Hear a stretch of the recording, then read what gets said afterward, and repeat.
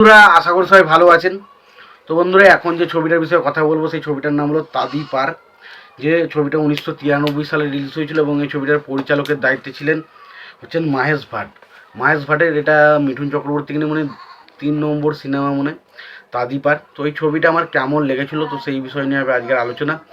তো তার আগে প্রত্যেকটা বন্ধুকে অনুরোধ করে রাখবো, চ্যানেলটা নতুন হয়ে থাকলে অবশ্যই আপনারা চ্যানেলটা সাবস্ক্রাইব করে নেবেন। আর যদি ভিডিওটি ভালো লেগে থাকে লাইক কমেন্ট শেয়ার করতে ভুলবেন না।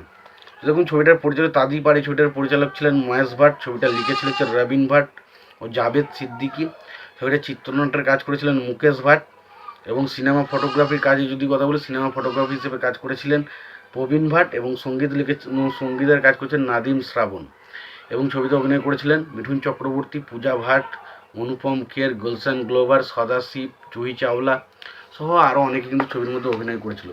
তো ছবির গল্পটা যদি ছোট্ট করে বলি, যে মিঠুন চক্রবর্তী ক্যারেক্টারটা, যার নাম হচ্ছে শঙ্কর, তাকে একটা বিশেষ কারণে বা তার বিরুদ্ধে একটা মামলার জন্য তাকে শহরের বাইরে থাকতে নির্দেশ করা হয়। তো শহরের ভেতরে তার প্রবেশ নিষেধ, অর্থাৎ শহরের বাইরে সে থাকে এবং সেখানে থাকার সময় সে একটা মেয়েকে বাঁচায়, যে ক্যারেক্টারটা প্লে করেছে আয়েশা জুলকা পূজা ভাট, পূজা ভাট, পূজা ভাট সেই ক্যারেক্টারটা প্লে করেছে।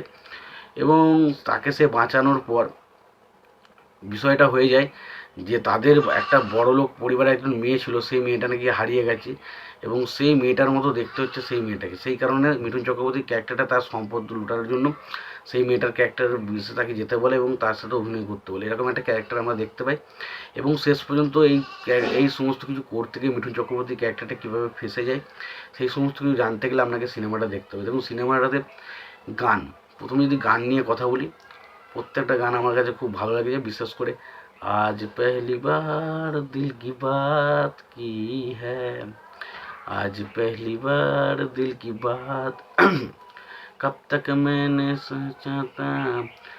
এই যে গানটা খুব ভালো গান। গানগুলোর মিউজিক করেছেন নাদিম শ্রাবণ এবং গানগুলো গিয়েছে হচ্ছে কুমার শানু, বিনোদ রাঠোর, তারপর ধরুন আলকা ইয়াগনিক, সাধনা সরগম।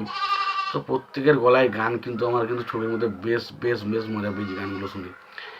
তো তোমারি দুশ্মনী কাবুল হ্যাঁ মুঝকো, এই যে গানটা, বা এই যে তোমারি দোস্তি, ওই যে গানটা, ওই গানটা, প্রত্যেকটা গান আমার ছবির মধ্যে খুব ভালো লেগেছে।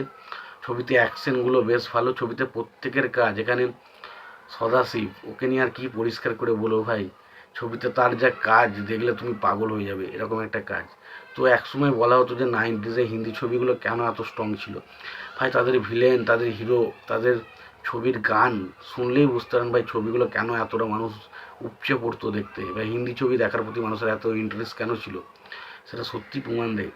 সদাশিব এখানে অসাধারণ কাজ করেছে, অসাধারণ। এবং মিঠুন চক্রবর্তী এবং সেই ছবিতে গুলশান গ্লোভার থাকলে ভাই আলাদাই লাগে ছবিটা দেখতে, আলাদা। এই ছবির মধ্যে আমরা সেই জিনিসটা পাই, সেই মজাটা কিন্তু আমরা পেয়েছি। এবং অবশ্যই অনুপম খের বা বাকি আরও যারা সাপোর্টিং কাস্টিং হিসাবে যারা ছিল, প্রত্যেকের কাজ কিন্তু ছবির মধ্যে বেশ বেশ বেশ ভালো। ছবিতে কিছু সংলাপ রয়েছে যেগুলো খুবই ভালো, ছবির কিছু ইমোশনাল পয়েন্ট রয়েছে যেগুলো কিন্তু আমার কাছে বেশ ভালো লেগেছে।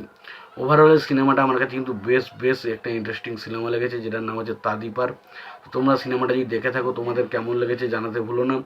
তোমাদের যদি ভিডিওটি ভালো লেগে থাকে লাইক কমেন্ট শেয়ার করে দিও। চ্যানেলটা নতুন হয়ে থাকলে অবশ্যই তোমরা চ্যানেলটা সাবস্ক্রাইব করে নিয়ে পাশে বেল আইকনটা অবশ্যই প্রেস করে দিও। ভালো থেকো, সুস্থ থেকে দেখাচ্ছি পরিবর্তন।